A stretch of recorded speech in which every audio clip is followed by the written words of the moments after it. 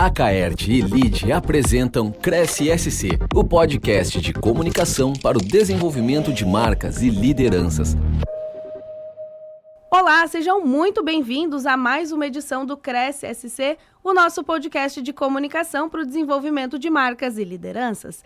Eu sou a jornalista Melina Calduro, coordenadora de conteúdo da Rede de Notícias da Caert, e hoje a gente vai falar de empreendedorismo, tecnologia, infraestrutura e muito mais aqui no nosso podcast. Eu tenho o prazer de receber aqui no estúdio o Pedro Fornari, que é engenheiro eletrônico, empreendedor e fundador da Cartado. Pedro, muito obrigada por aceitar o nosso convite. Eu que agradeço, Melina. É um grande prazer estar aqui com vocês hoje. Estou bem ansioso aí pelo papo. Bom, Pedro, a gente sempre começa contando um pouquinho da história do empreendedor antes da gente falar do empreendimento. Então, eu queria conhecer um pouquinho da tua história. Como é que foi a tua trajetória até a Cartado? Bom, é uma trajetória relativamente curta, na verdade. Eu sempre tive uma vontade bastante grande de empreender. Então, desde da escola, fazia alguns pequenos negócios, produzia camisetas, produzia chaveiros em uma época, fazia trocas ali com o pessoal para tentar fomentar e entender um pouco mais sobre o mundo de negócios. Então, depois disso, eu acabei indo para a área de engenharia eletrônica, muito por entender que era uma área que tinha uma oportunidade muito grande de criação de produtos. Eu enxerguei isso estudando um pouquinho sobre o que era engenharia eletrônica, e uma coisa muito relacionada um pouco com automação também, com questões de hardwares, etc., né? Isso me deu uma certa vontade de conhecer um pouco mais. E durante a faculdade também fiz algumas iniciativas de empreendedorismo, dentre elas as duas que foram mais para frente assim, foram a Cartado, né, e uma iniciativa de impressão 3D que no momento que a Cartado começou a deslanchar um pouco mais eu descontinuei, né? E nesse meio tempo também trabalhei no Instituto Senai de Inovação aqui de Florianópolis, o Easy Sistemas Embarcados, que fica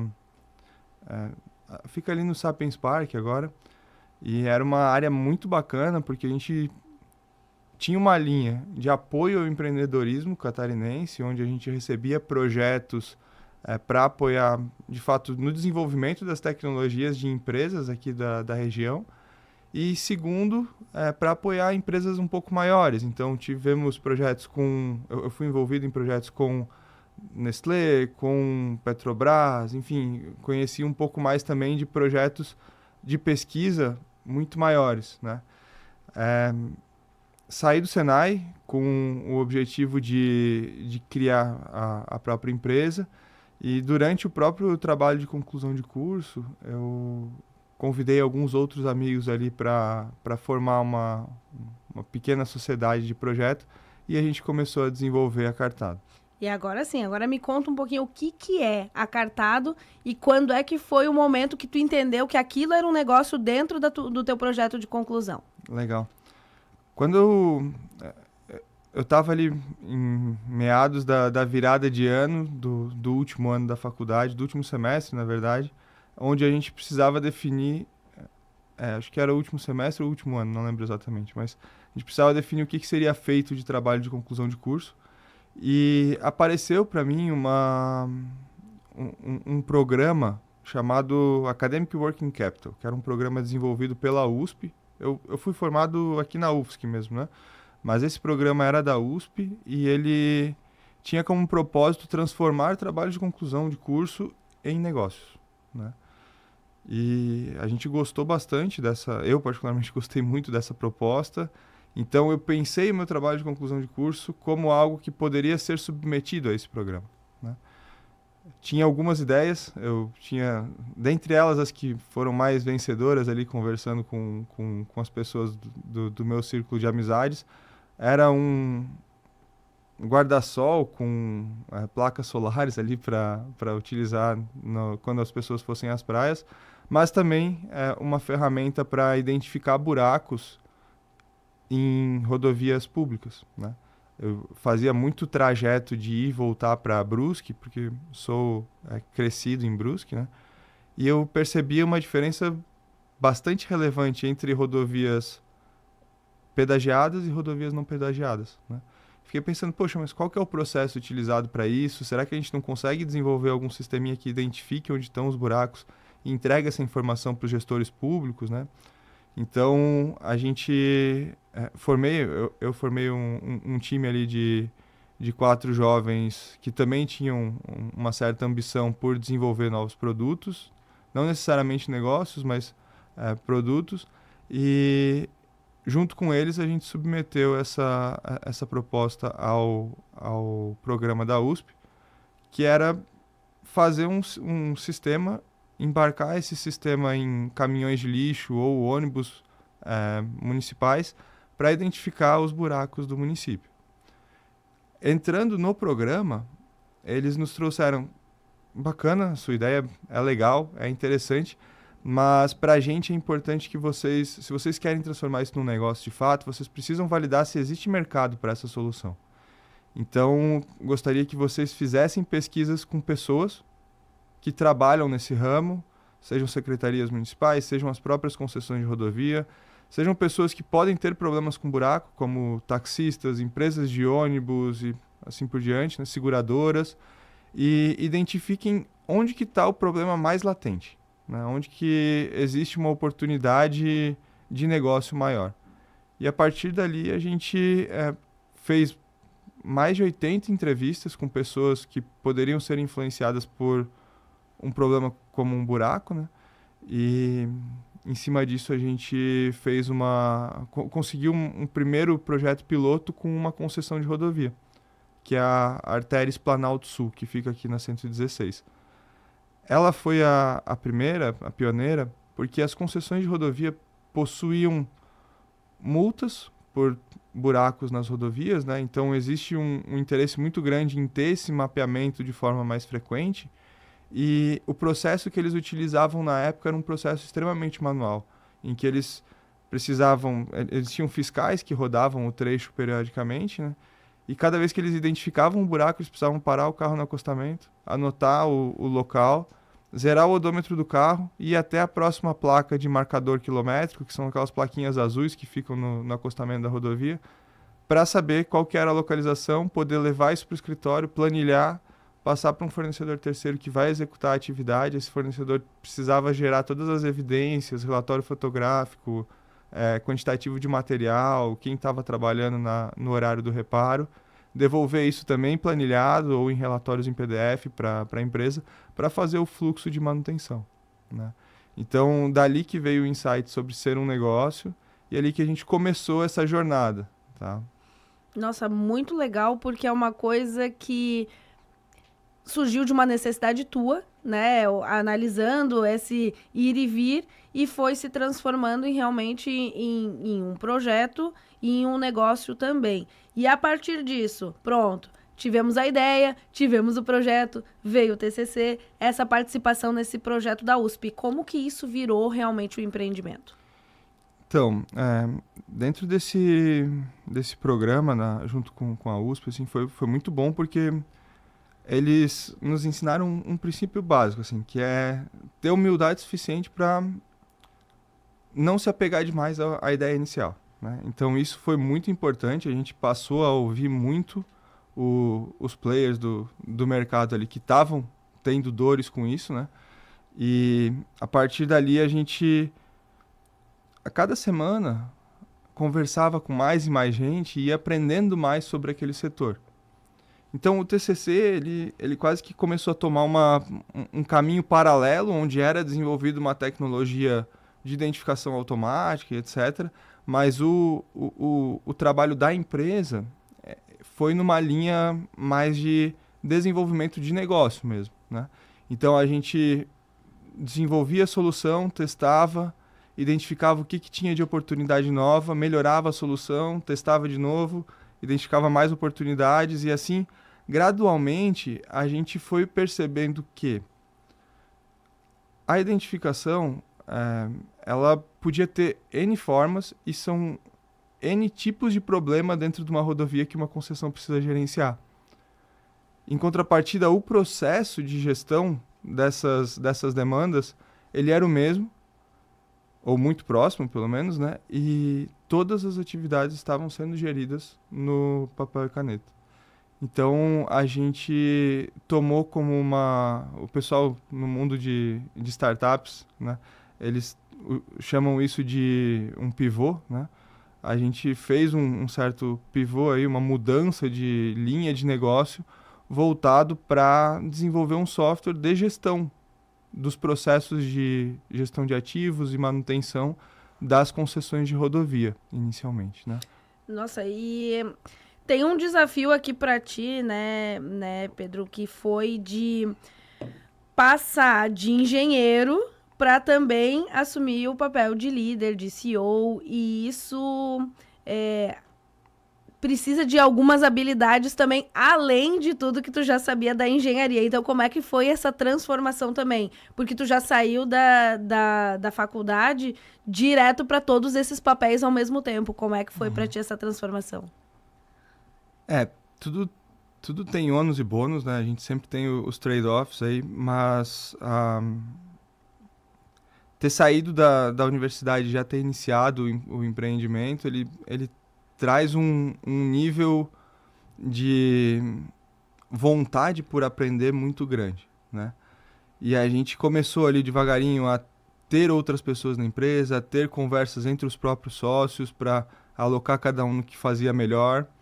E acho que ao longo do processo, o mais importante foi ter mantido a cabeça aberta para aprender, né? Então a gente precisava sempre estar muito disposto, tanto eu quanto os demais sócios, até hoje, inclusive, a aprender muito. Então, a gente ouvia muito as pessoas que estavam trabalhando com a gente. O ecossistema de Santa Catarina, ele é muito forte em termos de empreendedorismo e inovação. Então, a gente teve acesso a excelentes mentores, a ACAT, aqui, né, que é a Associação Catarinense de Tecnologia, tem programas excelentes de fomento ao empreendedorismo. Então, foi muito positivo a gente ter... participamos do MidTech, participamos do Link Lab, a gente conseguiu aprender muita coisa sobre empreender, sobre montar planos de negócio, sobre colocar um produto no mercado, precificar, liderar pessoas, né? Então, acho que esses programas eles foram fundamentais e com o tempo também a gente vai pegando um pouco da prática, né? Não tem jeito, assim, a gente vai aprendendo um pouco com os erros. O importante é só a gente não... Até isso faz parte da cultura ali da empresa, a gente fala assim, somos tolerantes ao erro, né? Por ter um processo de aprendizagem ágil. A gente só não pode cometer o mesmo erro 2 vezes, né?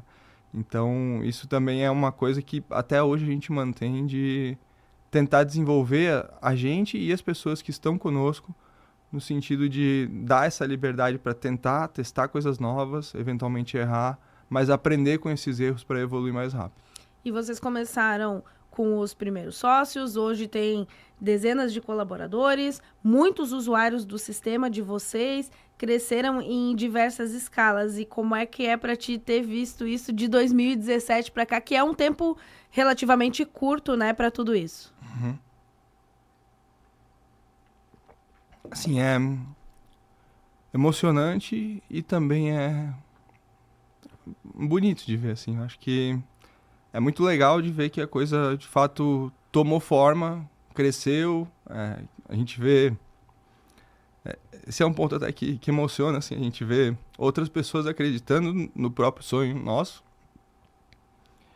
Então, é bem, bem bonito, assim, eu acho. Acho que é bem bacana. Nossa, é lindo, na verdade, porque vocês começaram... Quando a gente está estudando, vem realmente todos esses projetos, esses sonhos, e ter materializado depois de alguns anos, rapidamente, digamos assim. Quem está no processo sente que não é tão rápido, mas rapidamente, digamos assim, e hoje se tornando referência. Eu dei uma olhada em todos os materiais da Cartado e vi que vocês não se resumem a um software. Tem a parte de educação, tem a parte de tecnologia bem instaurada e que hoje também tem a parte de cursos, né, ensinando toda essa etapa, então vocês não se restringiram a ser um software, tem muito mais dentro da Cartado, né?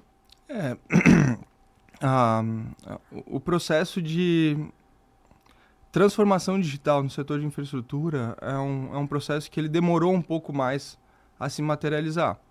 Quando a gente entrou no mercado, em 2017, algumas pesquisas elas apontavam o setor de infraestrutura apenas à frente da caça e pesca, em termos de digitalização. E caça e pesca, por natureza, é um negócio mais artesanal, né?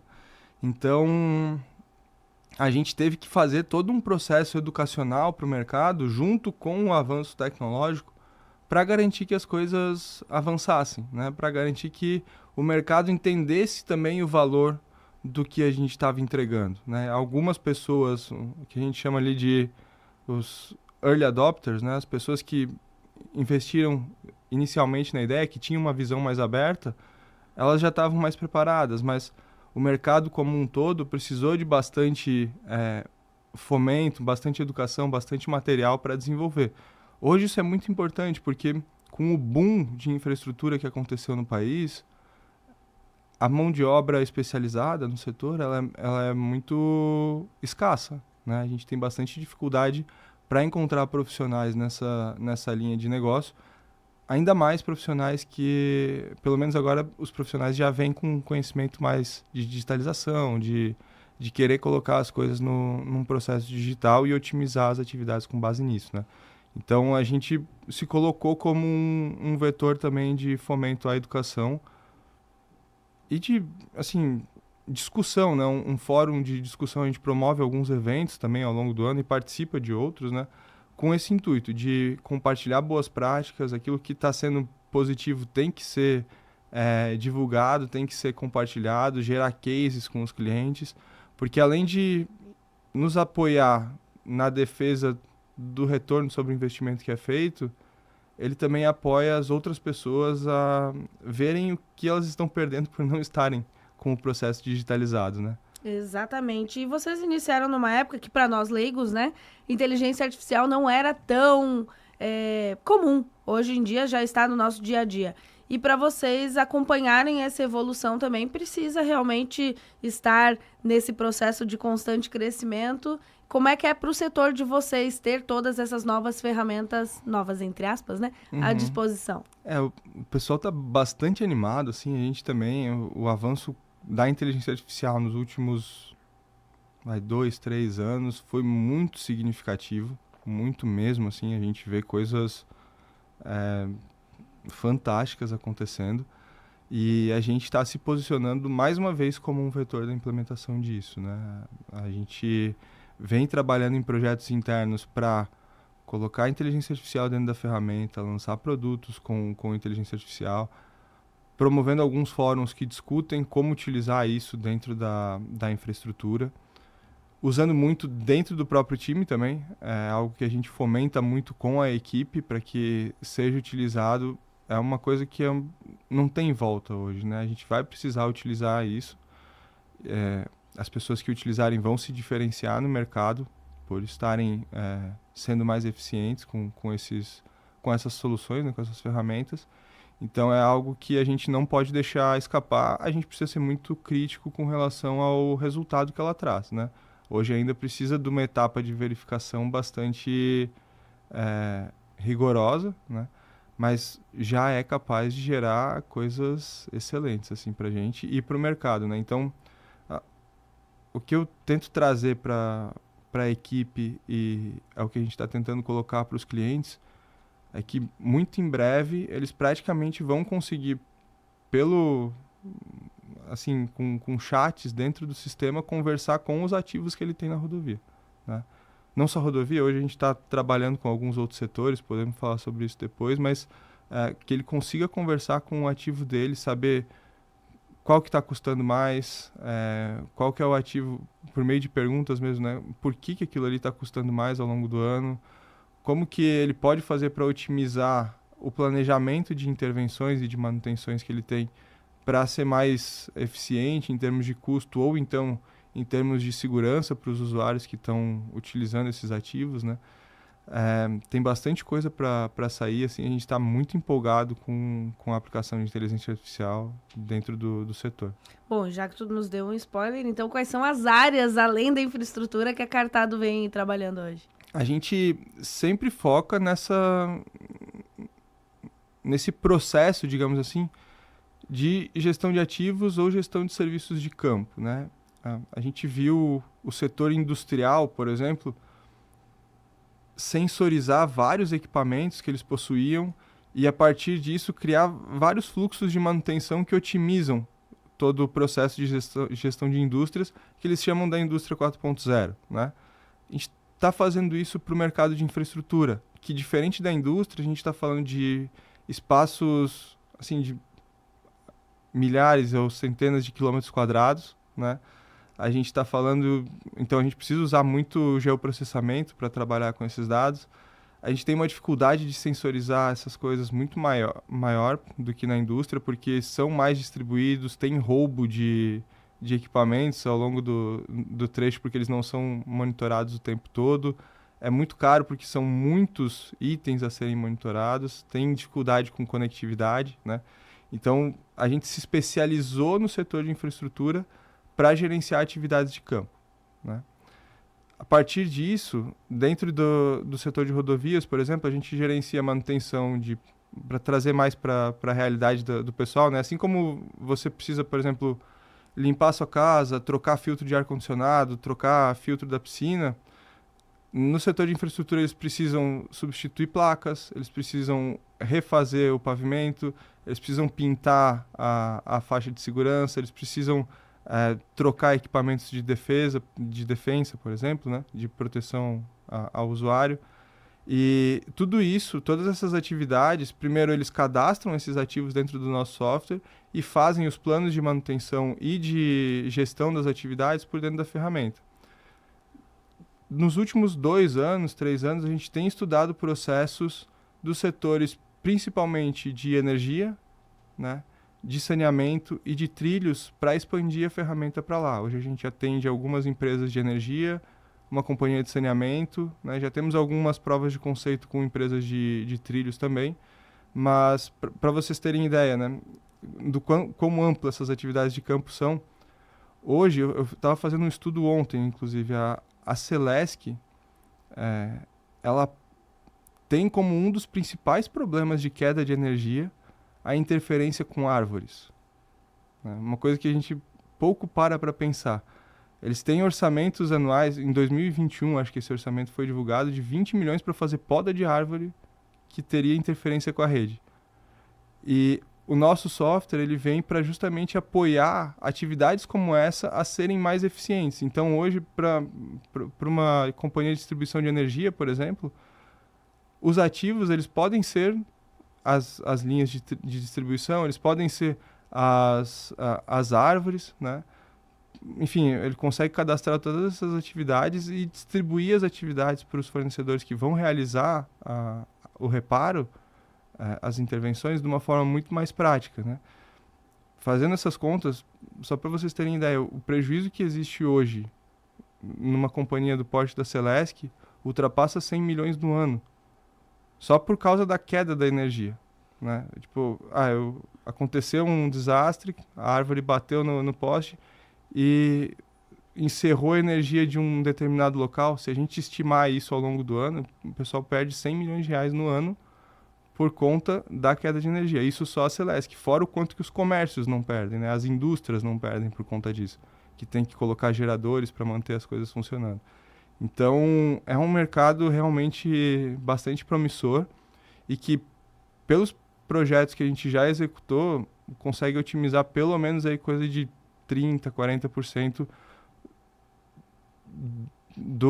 das quedas de energia que a gente observa, né? Então, a gente está bastante otimista com esses mercados. O setor de saneamento também tem uma meta bem ousada até 2033, né, de universalização de água e esgoto. E a gente está apoiando hoje, por exemplo, a Companhia de Águas de Joinville a fazer um processo de fiscalização das obras mais eficiente. Então, eles têm indicadores das equipes que estão atuando, quais que estão performando melhor, quais que estão performando pior, quais que tem mais ocorrências, quais que tem menos ocorrências ao longo das obras, né? E assim, selecionando melhores empresas, conseguindo avançar no processo de qualidade mesmo do serviço executado, conseguindo mapear toda a rede de água e esgoto do município, né? Então, tem bastante coisa para fazer, a gente está bastante otimista e evoluindo bastante nesses mercados, dado que no mercado de concessões de rodovia a gente hoje está muito bem posicionado, né? Hoje, aí na faixa de 50% das concessões utilizam o nosso software para fazer a gestão dos ativos deles. Nossa, sensacional. Pedro, eu estou muito feliz de ter essa conversa contigo, de ver que de dentro das universidades a gente tem bons projetos, pessoas empenhadas em tudo isso, mas infelizmente a gente está chegando ao fim do nosso podcast, mas eu quero te convidar a deixar uma mensagem para quem está nos ouvindo, sejam estudantes, pessoas que tenham um projeto, então fica à vontade, o microfone é teu. Legal. A frase que eu sempre tento passar são 2 pontos ali até que a gente discutiu no começo, né?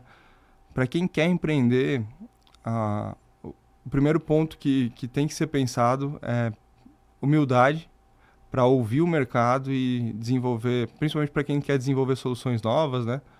Desenvolver algo que o mercado realmente precisa. A gente tem ideias, quem é empreendedor tem ideia a todo momento, é uma coisa assim que vai surgindo e a gente quer colocar em prática o mais rápido possível, mas é importante conversar com pessoas que poderiam comprar aquilo e redesenhar a tua oferta de produto para algo que seja algo que resolva dores reais daquelas pessoas a quem tu vai estar ofertando, né? Então, esse foi um dos aprendizados mais relevantes e que mais fizeram virar a chave na Cartado para ser uma solução positiva, né, para o mercado, para fazer a gente começar a crescer.